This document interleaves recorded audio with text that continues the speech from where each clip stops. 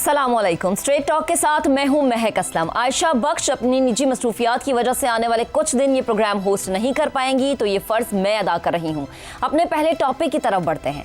पाकिस्तान तहरीक इंसाफ का जिक्र करेंगे, जिसकी सफ़ों में एक बार फिर से हलचल है और इस बार इख्तलाफात की लहर क़यादत के ऐवानों तक जा पहुंची है। 5 अगस्त को अपने बानी इमरान खान की गिरफ्तारी के 2 साल मुकम्मल होने पर मुजव्वज़ा एहतजाजी कॉल ने मरकजी और सूबाई क़यादत को 2 मुख्तलिफ राहों पर ला खड़ा किया है।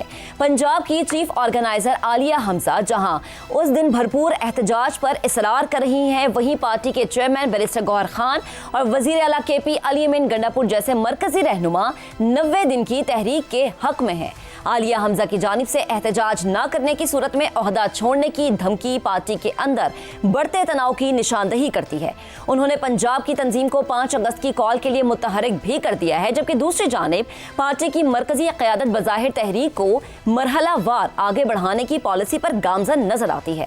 सूरत हाल उस वक्त मजीद दिलचस्प होगी जब बानी PTI की हमशीरा अलीमा खान ने आज ये बावर करवाया है कि वो इमरान खान का पैगाम फिर से दोहराती हैं कि 5 अगस्त तक तहरीक उरूज पर होनी चाहिए।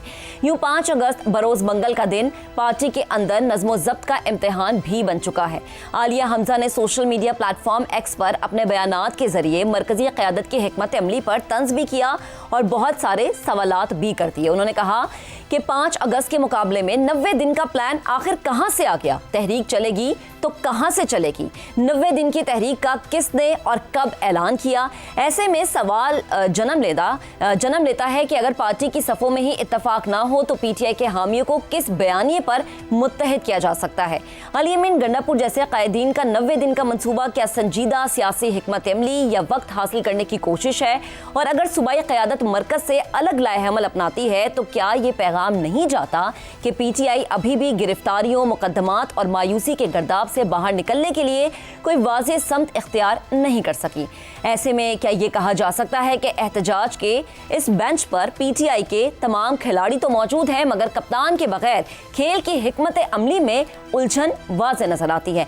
पैनल में हमारा साथ देंगे हसन निसार, शहजाद चौधरी, ज़ैगम खान, इफ्तिखार अहमद साहिब। अपना सवाल हम पैनल के सामने ये रखेंगे कि 5 अगस्त का एहतजाज बानी PTI की गैर मौजूदगी में PTI की एहतजाज की समत कौन तय करेगा? क्या PTI में ऐसा कोई है या नहीं? शहजाद चौधरी साहब आपकी तरफ आते हैं, लेकिन उससे पहले मैं ये वाज़ेह कर दूं कि अभी कुछ देर पहले अलीमा खान जब गुफ्तगू कर रही थी तो उन्होंने ये बड़े वाज़ेह अंदाज में कहा कि बानी को जब ये बताया गया कि पार्लियामेंटेरियंस लाहौर आए हैं और उन पर तनकीद हुई है तो इस पर बानी जो है काफ़ी नाराज़ हुए और उन्होंने कहा कि पार्टी में यूनिटी होनी चाहिए और किसी को भी मौका नहीं दिया जाए कि तनकीद की जाए, और अगर यूनिटी को कायम नहीं रखा जाता तो मैं इस पर सख्त कार्रवाई करूंगा। शहजाद साहब, सवाल आपने मेरा सुन लिया, इसमें मैं ये भी ऐड करूंगी कि बानी के इस बयान से वाज़ेह हमें पता चल रहा है कि जो शिद्दत इख्तलाफात की वो काफ़ी ज़्यादा हो चुकी है। जी, इसमें कोई शक नहीं। 4-5 धड़े नज़र आते हैं। उसमें अलीमा खान साहबा का जो धड़ा है अली अमीन गंडापुर के साथ, कभी वो उनके मुकाबले में आ जाती हैं और कभी उनकी बात को सपोर्ट करती हैं, तो जाहिर है कि कुछ ना कुछ तो वहाँ पे थोड़ा बहुत उनके बीच में अंडरस्टैंडिंग है। बुशरा बीबी जो कि इस वक्त खामोश हैं जेल में होने की वजह से, उनका अपना बड़ा मजबूत धड़ा है। मिसाल यूसुफजई को गालिबन सेनेटर के तौर पे शायद उनको नॉमिनेट किया गया है पार्टी की तरफ से। अब वो अगर आई हैं तो इसका मतलब है कि कहीं बुशरा बीबी की बात को भी सुना जा रहा है। तो ये सब धड़े अपने तौर पे एग्जिस्ट करते हैं, मौजूद हैं। लेकिन देखिए, बात वही है कि जब भी हम किसी चीज़ को भी जज करते हैं तो हमें ये पहले देखना चाहिए कि इसकी कामयाबी के इम्कानात क्या है, मुमकिन क्या है, क्या हो सकता है। यानी ये कहना कि कौन सा धड़ा क्या सिमत तय करेगा, वो सिमत तब मैटर करती है जब उसमें कामयाबी के इम्कानात नजर आए। तो क्या अगर हम ये कहें कि अच्छा ये सिमत वो होगी कि ये सब कहेंगे कि मिल के जाएंगे और कहेंगे अडियाला जेल में से बानी PTI को निकाल लें, तो मेरा ख्याल है ये तो मुमकिन नजर नहीं आता। हाँ। जेल पे हमला करना, जेल से एक कैदी को या सब कैदियों को निकालना एक ही जैसी बात है। अगर एक निकलेगा तो सब निकलेंगे, उससे मुआशरा, यानी एक अनहोनी बात है ना, नहीं हो सकता। तो इसको हमें, मेरे ख्याल में ये मुमकिन नहीं है। उस दूसरा ये मसला हो सकता है कि सियासी प्रेशर किस चीज पे? कोई कहीं आपको ऑपोजिशन में, यानी जो आपकी हुकूमत है इस वक्त जो कि PTI की ऑपोजिशन है, वो उसके अंदर कहीं कमजोरी कोई नजर आती है, कोई ऐसा झोल नजर आता है जहां पर जिसके ऊपर प्रेशर अप्लाई किया जाए और उसके टूटने का अंदेशा हो और उसके खौफ से, उसके डर से वो किसी मुज़ाकरात पे के ऊपर तैयार हो जाए। तो कहीं पे भी मुक़्तदरा कह लें, हुकूमत कह लें, आपको उनकी आपस में जो वन पेज है या वट एवर हाइब्रिड है या अंडरस्टैंडिंग है या जिस तरीके से जो निज़ाम ये चल रहा है, इसमें मुझे कोई कमजोरी इस वक्त फिलहाल नजर नहीं आती। ठीक है, ये गलत है, ये दूसरी बात है, जी। लेकिन आज के हिसाब से, आज की तारीख में जो निज़ाम है उसमें कोई आपको कमजोरी नजर नहीं आती। इसलिए वो प्रेशर भी बिल्डअप होता है ना, किसी मकसद के लिए प्रेशर बिल्डअप किया जाए, तो दूसरी बात ये होगी। तीसरी, सड़क गर्म। अब सड़क गर्म ना हुई या कम हुई तो वो भी फेलियर है। तीसरी बात, क्या ये सड़क पहले गर्म नहीं हो चुकी और उससे हासिल क्या हुआ? कुछ भी नहीं हुआ। मुझे यूं लगता है कि इसका अल्टीमेट, हाँ, एक सियासत को, हर शख्स अपनी सियासत को कायम रखने के लिए अपनी पार्टी के अंदर तगोदौ कर रहा है। और जाहिर है कि इन तमाम चीजों का जो नतीजा है पीटीआई की शक्ल में या बानी पीटीआई की, वो अगला इलेक्शन ही देगा। और अगर हम इनको एडवाइस कर सकते हो या मैं कर सकता हूं, तो मैं ये कहूंगा कि फोकस करें अगले इलेक्शन पे। इस वक्त अपनी पार्टी की तंजीम पे, उसको तंजीम साजी पे करें, उसको बिल्डअप करें। जो उनके पास सपोर्ट बेस है उसको अपने आप से मुतनफर ना होने दें। सपोर्ट बेस अगर इनकी इस किस्म की हरकतें देखेगा तो कहेगा कि ये पार्टी तो अपना रास्ता खो चुकी, और इनसे दूरी इख्तियार करता रहेगा। और फाइनल सवाल, एक और फाइनल जो पॉइंट है मेरा, वो ये है कि वो कब होता है जब एक वर्कर, सियासी वर्कर एक लीडर का रूप धारता है। क्या ये कभी मुमकिन हुआ?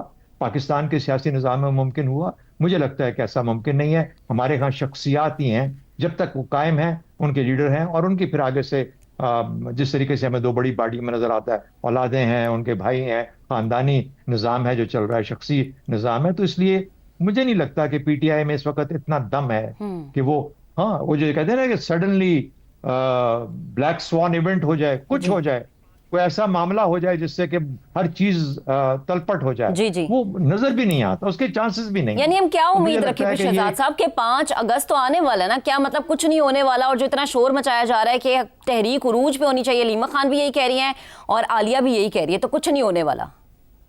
अभी देखिए, बात यह है कि 5 अगस्त को इंशाल्लाह मैं और आप, अगर आप भी हमारे साथ ही होंगी, नहीं तो आयशा जी होंगी, जी हम प्रोग्राम जी। करेंगे, ऐसे ही करेंगे। और उस दिन हम ये बात करेंगे कि 5 अगस्त आगे गुजर गया, कुछ हुआ क्यों नहीं कुछ। तो बात यही है कि रोजाना हमें एक सवाल का जवाब करना पड़ता है जी। और इसको बहस करना पड़ता है। तकरीबन मेरे पॉइंट्स हमेशा यही होते हैं जो मैंने आपसे अर्ज किए, क्योंकि मेरा अपना ख्याल ये है कि ये एक फिलहाल एक लूजिंग प्रोपोजिशन है, इसमें कोई जान नहीं है। इस पे हम जितना भी वक्त जाया करेंगे, वक्त जाया करने का मंत्रा देते हैं। ठीक है। हसन साहब आपकी तरफ आते हैं। एहतजाज उसे कहें या इंतशार कहें, पीटीआई के अंदर जो कशमकश चल रही है, सपोर्टर जो है वो बहुत ज्यादा तजब्जुब का शिकार इस तरह हमें नजर आएगा कि किस तरफ जाएं। सूबाई जो हुकूमत है, जो वो कहती है, जो आलिया हमजा कहती है वो माने, या जो केपी कहते हैं, वजीर आला केपी कहते हैं, उसकी तरफ जाया जाए। देखें महक, आपने अपने इंट्रो में पीटीआई के अंदर नज़्म ज़ब्त के हवाले से एक बात की है कि ये नज़्म ज़ब्त का इम्तिहान होगा और ये और वो। तो बीबी, नज़्म ज़ब्त का फुकदान ही तो इस मुल्क का असल इम्तिहान है।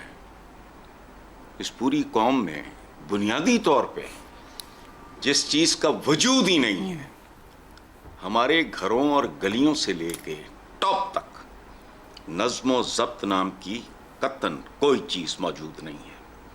अरबों रुपए के स्कैम्स आते हैं और इस तरह होता है जैसे कोई 150, 10-20 लाख की बात हो रही हो। ये तो हो गई एक बात। अच्छा, अब शहजाद साहब ने एक बड़ा मलफूफ सा इशारा दिया है और फिर उसका इम्कान भी रद्द कर दिया है खुद ही। लेकिन मेरी दुआ है कि बेहतर होगा अच्छा, पीटीआई के अपने लोग ही या अपने जो सो कॉल्ड इनकी लीडरशिप है वो एहतजाज की समत का तयन करें, वरना चांसेस कम हैं, नहीं हैं, बहुत ज़्यादा हैं, मैं नहीं जानता, वरना लोगों ने, अवाम ने बेलगाम होकर खुद ही एहतजाज की समत तय करना शुरू कर दी, तो फिर मैं नहीं जानता, क्योंकि मैं जी ज्योतिषी नहीं हूँ। सही। लेकिन हसन साहब, होना तो ये चाहिए था कि जब आपका लीडर जेल में होता है, कैदोबंद की सोबतें बर्दाश्त कर रहा होता है, तो सब लोगों को एक पेज पर होना चाहिए, सब लोग मिलकर कोशिश करें। लेकिन हम तो यहाँ पे देख रहे हैं कि उल्टी गंगा बह रही है। कोई कहता है कि होगा, कोई 90 दिन का कहता है, कोई 5 अगस्त का कहता है। नहीं, आपका मफरूजा बहुत कमजोर है, बहुत लॉजिक। हम लोग तो गलियों में इकट्ठे नहीं हैं। मैं गेटेड कम्युनिटी में रहता हूँ, it's a very small community. अजान के ऊपर अजान ओवरलैप कर रही होती है, डजंट मेक एनी सेंस, आपको समझ ही नहीं आती। हालांकि ये भी हो सकता है कि भी 2-3 मसले हैं यहाँ, बारी बारी दे लो। एक शुरू करता है, साथ ही 10 सेकंड के बाद दूसरा, फिर तीसरा। तो ये जो बात आप कर रही हैं कि पॉलिटिकल पार्टी, पाकिस्तान में पॉलिटिकल पार्टीज, अल्लाह माफ करे, बिखरे हुए ताशों की मानंद होती हैं। मफादात का एक तूफान होता है, इक़्तिदार की उम्मीद होती है। तो हमारे यहाँ तो मजहबी मामलात में ये नहीं है। सही। अजान का टाइम आपस में डिसाइड नहीं कर सकते। सही। तो इसलिए ये ना बात करें आप पॉलिटिकल पार्टी में ठीक एक है, पेज और ये वो कोई ठीक पेज है। पूछ नहीं। चलें, ठीक है। इफ्तिखार साहब, आपकी तरफ आते हैं। 90 दिन का प्लान एक तरफ बात होती है 5 अगस्त की। किस कश्मकश का शिकार है पीटीआई खुद? अपने लोगों को शायद ये नहीं पता कि हमने किस समत में जाना है, ये किस चीज पे बात करनी है। नहीं, ऐसी बात नहीं है। देख लेना इस आलिया पार्टी हमजा क्या को- कह रही है, गंडापुर क्या कह रहे हैं। आलिया हमजा एक फ़र्द है, गंडापुर एक मुंतखब असम्बली का चीफ मिनिस्टर है, ज़्यादा मालूमात रखता है, अपनी पार्टी के कायद के ज़्यादा करीब है। अब आलिया हमजा पे ये बात भी कही जा रही है कि वो नाकाम रही इस्तकबाल फराहम करने में। जब 400-500 कारों का काफ़िला पंजाब में दाखिल हुआ जी, तो उसका फ़र्ज़ बनता था कि हर शहर में पुरजोश इस्तकबाल होता। ऐसा नहीं कर सकी। ये भी बात उस पार्टी में की जा रही है और अजीब है, बात करने वाले ख़ुद क्या वो करते रहे। ख़ुद जब उन पर ज़िम्मेदारियाँ थीं पार्टी की तो उन्होंने क्या कर लिया। मैं इस बात से इत्तेफाक करता हूँ कि इस मुल्क में लोग गलियों में आपस में इकट्ठे नहीं होने को तैयार। और हसन निसार सही कहता है, वो कहता है कि इस मुल्क में तो एक वक्त पे अजान देने पर इत्तेफाक राय नहीं है। तो सियासी अमल का एक पार्टी में तय होना बहुत ही मुश्किल लगता है। और उस पार्टी में जिसका सारा मकसद एक शख्स को रिहाई दिलवाना है, ये इतनी बड़ी अपोजिशन है कौमी असम्बली में। This is the largest political party in the national assembly.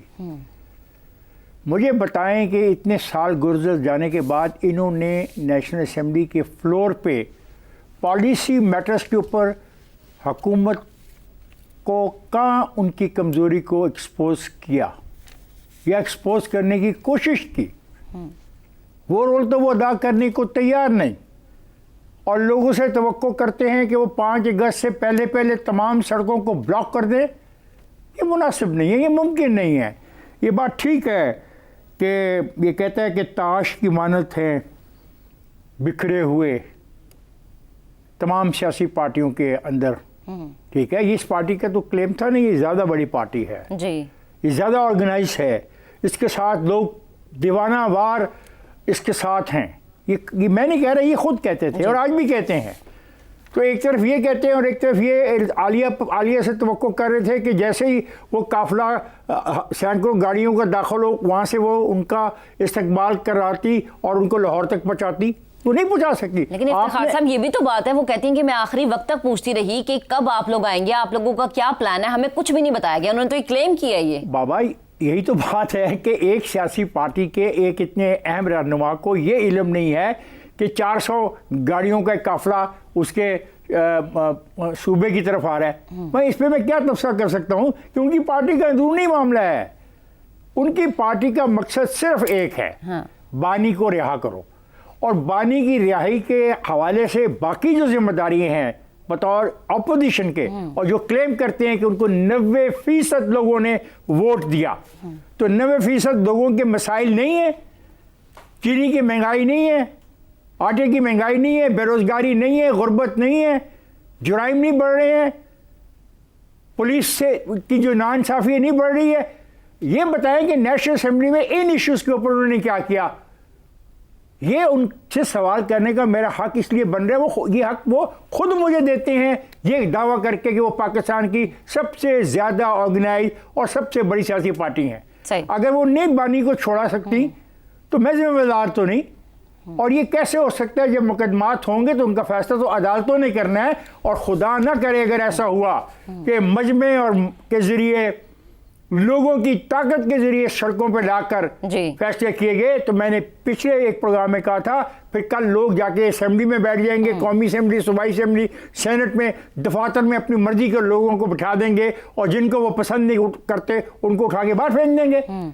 ऐसा खुदा के वास्ते जी। न सोचें, जी। न होने दें और न करने की तैयारी अल्लाह करें। करे, अल्लाह करे ऐसा ना हो। जैकम साहब आपकी तरफ आते हैं। 5 अगस्त का एहतजाज पीटीआई की सियासत का नया मोड़ हम इसे कहेंगे या क़यादत की वाज़ेह तकसीम हमें नजर आ रही है? नया मोड़ तो नहीं है क्योंकि वो तहरीकें पहले से चला रहे हैं, चलाने की कोशिश लेकिन कर इस रहे दफा हैं। थोड़े से वो ज्यादा नजर आ रहे हैं ना, और एग्रेसिव, कि उसका- हम कामयाब करेंगे। जी, इसका तसलसल है। जी वो बता रहे हैं, मेरे ख्याल है कम अग्रेसिव नज़र आ रहे हैं। अच्छा, और जो इस वक्त चैलेंजेस हैं वो कहीं ज़्यादा हैं, पिछली दोनों बार से ज़्यादा उनके लिए चैलेंजेस हैं और ज़्यादा मुश्किलात हैं। और लीडरशिप की हद तक देखिए, तहरीक इंसाफ अभी तक तहरीक ज़्यादा है और एक बाकायदा सियासी जमात, मैं ऑर्गेनाइजेशन के स्ट्रक्चर के हवाले से कह रहा हूँ कि बाकायदा स्ट्रक्चर्ड सियासी जमात अभी तक कम है। कोई इमरान खान का एयर अपेरेंट नहीं है। इमरान खान ने किसी को इशारा नहीं दिया कि मेरे बाद दूसरा ये है या मेरी जगह ये लेगा। और पार्टी में इमरान खान का कोई वाज़ेह डिप्टी भी नहीं है। शायद शाह महमूद कुरैशी बाहर होते तो उनको डिप्टी समझा जाता, उनको दूसरे नंबर पे समझा जाता। तो जो लीडरशिप है उसकी साख बहुत कम है पीटीआई के फॉलोअर्स में। इस वक्त हमें 3 लोग ऐसे नज़र आते हैं जो शायद इस तहरीक को कोई शक्ल दे सकें, जो इस वक्त लाहौर के कट पे इकट्ठे थे और बज़ाहिर एक पेज पर थे। एक अलीमा खान साहिबा हैं जो इस वक्त भाई की, इमरान खान की आवाज़ हैं, उनकी इमोशनल अपील है, उन पर इस वजह से कोई शक नहीं करता कि इमरान खान की बहन है। सलमान राजा हैं जिनकी अपनी एक साख की वजह से और अपनी एलोकेंस, जिस तरह वो गुफ्तगू करते हैं और ज़ाहिर उनकी अपनी जो अखलाकी साख है उस वजह से वो पार्टी के सेक्रेटरी जनरल हैं। और अली अमीन गंडापुर जिनके पास खैबर पख्तूनख्वा की हुकूमत है, जो बहुत एक अहम बात है। अब देखिए, लाहौर की जो मीटिंग थी जी, उसमें देखना ये है कि कितने बुनियादी मामलात पर इस तहरीक के बारे में इत्तफाक हुआ। हमें इसमें कुछ इशारे तो मिले हैं कि किस तरह मोबिलाइज करेंगे। उसके इशारे ये मिले हैं कि पहले जैसी मोबिलाइजेशन नहीं होगी, इस दफ़ा सेफ खेलना चाह रहे हैं, किसी एक जगह पे इकट्ठे नहीं होंगे, कोई एक बड़ी शाहरा बुलाक नहीं होगी, ये उन्होंने कहा है। और इशारा ये है कि इस वक्त लाहौर और पंजाब मरकज़ होगा, यहाँ से मोबिलाइज करने की कोशिश की जाएगी। मोबिलाइजेशन डिसेंट्रलाइज्ड होगी, मुख्तलिफ जगहों पर फैली होगी, चाहे कराची को भी आप उसमें शामिल कर लें। तो जब डिसेंट्रलाइज्ड होगी तो इसका मतलब है बहुत सी जगहों पर होगी, और जब बहुत सी जगहों पर होगी तो फिर लीडरशिप को वहाँ लीड करना होगा जहाँ जहाँ लीडरशिप मौजूद है। इस बात का इशारा भी दिया गया है। अब इसमें जो चैलेंज आएगा वो पंजाब में आएगा जी, कि पंजाब में मुख्तलिफ हीले बहानों से लीडरशिप को कैद किया जा सकता है। बहुत से पहले कैद हैं और दफ़ा मतलब 144 मुख्तलिफ तरीक़ों से जो बड़े लीडर हैं ख़ास तौर पे उनको पकड़ा जा सकता है। तो लीडर्स को शायद छुपना पड़े, छुप कर क़यादत करनी पड़े। तो अब इसका मतलब ये है कि जो असल कायद इस तहरीक का होगा वो पीटीआई के वर्कर्स खुद होंगे। लीडर्स को पीछे और वर्कर्स को आगे होना पड़ेगा। एक स्पॉन्टेनियस अंदाज में अगर वर्कर्स निकल सकते हैं, खुद निकल सकते हैं, मुसलसल निकल सकते हैं, तकलीफ़ों को एक तरफ रख के उन पे तवज्जो ना दे के बर्दाश्त करके मुसलसल निकल सकते हैं, फिर तो ये कोई तहरीक की शक्ल ले सकती है। लेकिन अगर वो लीडर्स की तरफ देखते रहें तो फिर बड़ा मुश्किल होगा। खैबर पख्तूनख्वा से निकलना, खैबर पख्तूनख्वा से लोगों को लाना, हमने देखा वो वाली स्ट्रेटजी नहीं चली। और शायद खैबर पख्तूनख्वा अब उस तरह से करने को तैयार भी ना हो, और खैबर पख्तूनख्वा के अंदर जलसों का कोई मफहूम नहीं है। सही। तो तमाम नज़रें पंजाब पर हैं, पंजाब की लीडरशिप पर हैं, पंजाब के पीटीआई के वर्कर्स पर हैं। सही। तो उन्होंने दिखाना है कि वो क्या कर सकते हैं। सही है, ठीक है। और मेन इख्तलाफ जो हमने देखा वो भी साहब पंजाब में तभी हमें नजर आया। अभी एक ब्रेक लेते हैं, ब्रेक के बाद जब वापस आएंगे तो बात करेंगे चीनी के बहरान पर। ब्रेक के बाद बात होगी, stay with us. Welcome back once again. Programme के इस हिस्से में हम बात करेंगे कि मुल्क में चीनी के बहरान ने एक बार फिर पॉलिसी साजों, मुआशी तरजीहात और रियासती खुदमुख्तारी पर संजीदा सवालात खड़े कर दिए हैं। गुज़श्ता साल हुकूमत ने दावा किया है कि मुल्क में चीनी वाफिर मिकदार में मौजूद है और इसी बुनियाद पर जून से अक्टूबर के दौरान 114 अरब रुपए की 7.5 लाख टन चीनी बरामद कर दी गई, मगर वही चीनी अब तकरीबन 200 रुपए फी किलो में अवाम को वापस फरोख्त करने के लिए दरामद की जा रही है, और वो भी तमाम टैक्सेस और ड्यूटीज मुआफ करके। अब हुकूमत ने 5 लाख मैट्रिक टन चीनी दरामद करने का फैसला किया, जिस पर IMF ने सख्त एतराज उठा दिया है। IMF ने इस फैसले और कर्ज मुआहदे की खुली खिलाफवर्जी इस फैसले को करार देते हुए कहा है कि टैक्स छूट को फौरी तौर पर वापस लिया जाए। IMF ने टैक्स छूट के हवाले से हुकूमती वजाहत को मुस्तरद करते हुए कहा है कि ऐसे इक़दाम से $7 अरब कर्ज प्रोग्राम मुतासिर हो सकता है। याद रहे कि चीनी दरामद करने की इजाज़त वजारत ख़जाना की बाज़ाबता मंजूरी के बगैर सिर्फ काबीना की जानिब से दी गई थी, जिस पर शदीद तनकीद सामने आई थी। पहले मरहले में 3 लाख टन चीनी के टेंडर्स दिए गए। अब हुकूमत चूँकि प्रेशर में आ गई है, ये मिकदार कम करके सिर्फ 50,000 मैट्रिक टन तक आ गई है। हुकूमत ने यह मौक़िफ़ अपनाया है कि चीनी की क़िल्लत एक फूड इमरजेंसी है, लेकिन हकीकत यह है कि बहरान मसनूई तौर पर पैदा किया गया। पहले बरामद करके किल्लत पैदा की गई, अब दरामद करके मखसूस हलकों को फ़ायदा दिया जा रहा है। सवाल अब सिर्फ महंगाई या तलब और रसद का नहीं, बल्कि एहतसाब, शफाफियत और रियासती तरजीहात का है।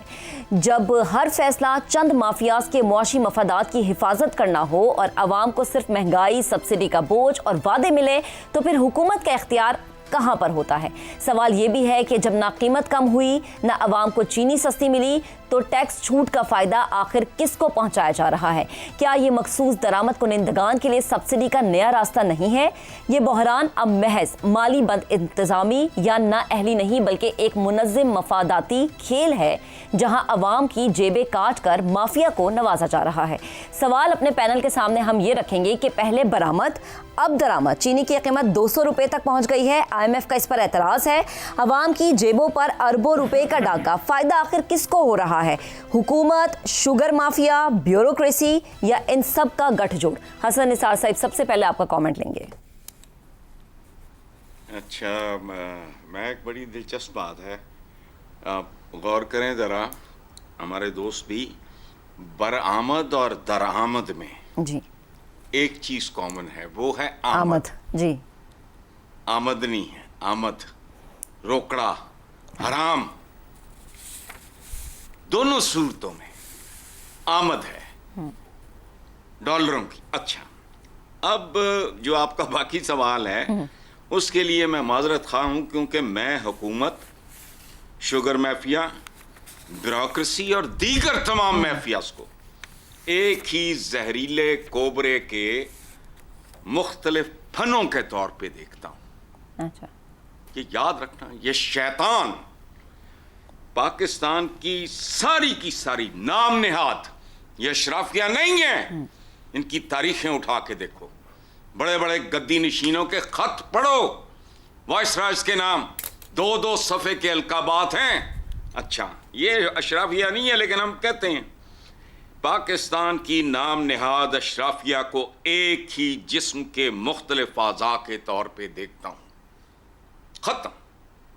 सही। आपने तो बड़ा महदूद कर दिया, ब्यूरोक्रेसी और शुगर माफिया और हुकूमत। ना ना ना ना ना, ये कई फनों वाली नागन है सही, हमारी जो सो कॉल्ड अशराफिया है। लेकिन हुकूमत का काम तो हसन साहब आवाम की बेहतरी है ना, कि कोई अच्छी पॉलिसी बनाए कि किसी लम्हे तो आवाम को किसी जगह हर तो सुकून हुकूमत है। लूट मार, ना ना ना ना ना ना, हर हुकूमत लूट मार। पाकिस्तान में हुकूमत जब तक आम आदमी की नहीं होगी, हुकूमत होती नहीं। ये जमहूरियत है ही नहीं। हम बेशर्म और ढीठ लोग हैं जो ये लफ्ज इस्तेमाल करते हैं। जमहूर है का मतलब है आवाम। 20 बार कह चुका, मेरा मतलब को रेडी बान नहीं है, छाबड़ी वाला नहीं है। अवाम में बड़े बड़े पढ़े लिखे लोग मौजूद हैं, वाइस चांसलर्स बनते हैं, पता नहीं क्या क्या, IT के फलाने टमकाने, बाहर जाके डंके बजाते हैं। हर फील्ड में कहीं सादकैन पैदा हो रहा है, कहीं शाकिर अली पैदा हो रहा है। सिंगर्स हैं, म्यूजिशियंस हैं, राइटर्स हैं टॉप के। इन्होंने कभी जन्म दिया कोई बंदा डंका? कोई मिनटो बताओ मुझे, कोई किसी फील्ड में है? सही। आम खा जमहूरियत फलाना, मुझे तो अपने आप पे शर्म आती है। जमहूरियत, अवाम, रियाया को अवाम कहते हैं, सही, ठीक है शहजाद साहब बदमाशिया को शराफिया कहते हैं। ठीक है शहजाद साहब, आपकी तरफ आते हैं। पाकिस्तान के तकरीबन हर बड़े सियासतदान की अपनी शुगर मिल है। जब हुक्मरानों के अपने मफादात चीनी माफियाज के साथ होंगे तो अवाम को कौन पूछेगा? महक, एक होता है डाका, हाँ, जो डाला जाता है, वो डाकू डाका डालता है। एक ऐसा डाका होता है जिसके किरदार हमेशा वही रहते हैं और वो हर साल डाला जाता है। वो जो डाका होता है जिसके किरदार वही हों और हर साल डले और उसी तरीके से डले, उससे कहते हैं माफिया। तो पहली बात है कि माफिया और डाकू या डाके के अंदर जो फर्क थोड़ा बहुत है वो ये है, वरना काम दोनों एक ही जैसे हैं। पहली बात। दूसरी बात, उसमें किरदार क्या क्या होते हैं आपको पता है? गंदम, कुछ अर्सा पहले एक वजीर आजम ने फैसला किया कि हम एक्सपोर्ट करेंगे गंदम। जी, उसमें कौन कौन शामिल था? वजीर आजम साहब थे, कैबिनेट थी, ब्यूरोक्रेट्स थे, आड़ती थे और ताजर थे। जी, ये है वो ग्रुप, ये वो किरदार हैं जिन्होंने, और फिर उन्होंने उसको इंपोर्ट किया। अब ये जो चीनी का भी यही मामला, आपने सब कुछ तो बता ही दिया कि क्या कुछ ये चीनी वाले कर रहे हैं। एक और चंद चीजें आप में ऐड कर दूं कि क्या है, ये क्यों एक्सपोर्ट करते हैं? आपको पता है एक्सपोर्ट किधर करते हैं? एक्सपोर्ट करते हैं, इनके गोडाउन्स बने हुए हैं, गोदाम बने हुए हैं। ये जो सरहद है ना हमारी, ईरान वाली तो शायद ना हो, वहां बलोचिस्तान में हालात खराब है। ये जो फ्रंटियर वाला जो हमारा इलाका है सरहद का, जी, और इवन इन बलोचिस्तान, ये जो गंदम खास तौर पे और चीनी खास तौर पर, ये इन्हीं जगहों पे। और कहते हैं, कुछ लोग कहते हैं चीनी असल में उधर भी नहीं जाती, इनके गोदामों में रहती है, पेपर पे एक्सपोर्ट होती है। ये मनी लॉन्ड्रिंग का सबसे आला तरीन तरीका है कि आप खाम खा में घर बैठे डॉलर कमा रहे हैं, सिर्फ कागजों पे दिखा रहे हैं कि आपने शुगर एक्सपोर्ट की है। कीमत कम हो जाती है, आप मार्केट में, आप कह रहे हैं ये रसद का काम नहीं है, क्या आपने कहा था? तलब और रसद जी, उसी का ही काम है। रोक ली, जखीरा अंदोजी कर दी, कीमतें चढ़ गई, उसी गोदाम से का इंपोर्ट कर रहे हैं, उसी गोदाम से वही चीनी जो है वो मार्केट में अब महंगे दामों 125 के ऊपर एक्सपोर्ट हुई थी जब काम शुरू हुआ था। आज 165 हुकूमत ने कहा है कि एक्स मिल रेट होगा। जी, कोई खरीदेगा 165 पे तो मैं देखूंगा, उसके ऊपर तो 18% टैक्स लगेगा। अभी आप 200 पे ही जाएंगे लेने के लिए। यही कमाल है तलब और रसद का, जिसके साथ ये सब, तो ये माफिया है, इन्हीं लोगों पे मुश्तमिल है। और माशाल्लाह से सब के सब इस वक्त ऐवानों में बैठे हुए हैं, तो वो वहां से कंट्रोल करते हैं पॉलिसी को भी, एक्सपोर्ट इंपोर्ट को भी, बिल्कुल। और पैसे को भी, और मनी लॉन्ड्रिंग। बिल्कुल शहजाद साहब, एक अलमिया ये भी कि जब चीनी खरीदने जाते हैं तो सिर्फ एक पैकेट मिलता है और कहते हैं ये कि एक पैकेट से ज़्यादा अगर हम आपको देंगे तो हमारे खिलाफ कार्रवाई होगी। ये दुकानदारों का मौक़िफ़ है। अब एक ब्रेक लेते हैं, ब्रेक के बाद दोबारा हाजिर होंगे, साथ रहिएगा। Welcome back. प्रोग्राम के इस हिस्से में हम सवाल रखेंगे जैगम खान साहब के सामने। जैगम साहब, कहिएगा, हुकूमत ने 30 करोड़ डॉलर की चीनी दरामद करने का फैसला किया। असल फायदा आवाम को नहीं बल्कि खुराक और मशरूबात की बड़ी सनतों को पहुंचेगा, ये कह रहे हैं साबिक निगरान फवाद हसन फवाद साहब। उन्होंने ये ट्वीट किया है। क्या वाकई हुकूमत ने ये फैसला सिर्फ अपनों को फायदा पहुंचाने के लिए किया है? आवाम के तमाम तर हुकूक मद्देनजर नहीं रखे, उनको बलाए ताक रख दिया? अपनों को नहीं, अपने को। गुज़श्ता 40 साल में कोई काबीना ऐसी नहीं होती जिसमें चीनी ना बैठी हो। दो हमारी जो बड़ी पार्टियां हैं, उनके तो जो चलाने वाले हैं, जो पार्टियों के मालिकान हैं, वो खुद चीनी की इंडस्ट्री में है। तीसरी पार्टी जो ज़ेर अताब है, उसने चीनी के पैसे से इलेक्शन लड़ा था। और सबसे बड़ा क्रोनी सेक्टर हमारा वो शुगर है। आप देखें कमा कौन रहा है, जिसको आप माफिया भी कह रही हैं, जिसको आप अशराफिया भी कह रही हैं, जो हुकूमत भी है। और किससे कमा रहा है? मुल्क के गरीब तरीन आदमी से। 200 रुपए में चीनी का, या बल्कि एक पाव 50 रुपए की पुड़िया लेकर घर जाने वाले से, उनकी जेब से। और सिर्फ एक वारदात में 90 अरब रुपया बना लिया है, उनकी जेब से निकाल लिया है, बाहर भेजकर। क्योंकि दुनिया भर में तरीका ये है कि कमोडिटीज़ की जब कमी होती है तो कीमतें चढ़ जाती हैं, जब कमोडिटी ज़्यादा होगी तो कीमत कम हो जाएगी। तो बेसिक सप्लाई एंड डिमांड का असूल है। तो सोच समझ के खेल है कि स्केर्सिटी पैदा करो। वो बाहर भेज कर की, वो यहाँ ज़ख़ीरा करके की, किस तरीके से की। और ये शुगर मिल वाले खुद ही सप्लायर्स भी हैं, खुद ही ज़ख़ीरा अंदोज़ भी हैं, वो सिर्फ बनाने वाले नहीं हैं।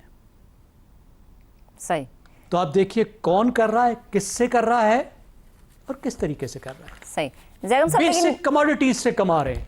सही देखिए मैं एक बात ये अर्ज कर लूं कि तीसरी बात कि बेसिक कमोडिटीज से यार कोई ऊंचे काम करके कमा लो। गंदम से कमाना है, शुगर से कमाना है। किसान को जो 40% आबादी है, जो 12-14 करोड़ है, उसको तबाह करके कमाने हैं चंद अरब रुपए। गरीब पर मुसीबत डाल के 90 अरब रुपए कमाने हैं। यार किसी और तरीके से थैली में हाथ डाल के पैसे निकाल लो, कहीं और तरीके से कमीशन निकाल लो। दुनिया भर की अशराफिया ये वारदातें करती है, मतलब इस तरह से तो नहीं करती कि गरीब तरीन आदमी पर बराह रास्त बोझ डालकर, आप बेसिक कमोडिटीज का बोझ डालकर उनको लूटे। ये हमारे यहाँ जुल्म होता है। जी आप क्या कह रही थी? जी मैं कहती कि जुल्म तो फिर काफी अरसे से चलता आ रहा है ना, हम फिर क्या उम्मीद रखें कि कोई भी गवर्नमेंट आए आगे आने वाले वक्त में ये जुल्म कम नहीं होगा। हम अगर आज से 10 साल बाद बैठ के भी बात करेंगे तो क्या यही बात होगी कि गठजोड़ है, अशराफिया है, माफिया है, कोई लगाम नहीं डालेगा इस पे? तो जब तक लोग छित्तर खाते रहेंगे, छित्तर पड़ते रहेंगे। जिनकी जेब से 90 अरब रुपए निकले, अगर उनको तकलीफ नहीं है तो अगले साल फिर यही होगा। ठीक है, अगर वो खड़े हो सकते हैं, सड़कों पर आ सकते हैं, ये बता सकते हैं कि अगली दफा जिन 20-30% वोटों से जीते हो, यानी इसमें मेन किरदार फिर अवाम का ही बचता है कि अगर अवाम ने अपने आप को बचाना है तो उसका बेहतरीन तरीका ये है कि खड़े हो जाएं और अपने लिए आवाज उठाएं। इफ्तिखार साहब आपकी तरफ आते हैं। 2015 से 2020 तक हमने देखा कि शुगर मिल्स मालिकान को अरबों की सब्सिडी दी गई। गरीब अवाम के लिए क्या है? कुछ नहीं है, 90 अरब रुपया कमाना था, कमा गए।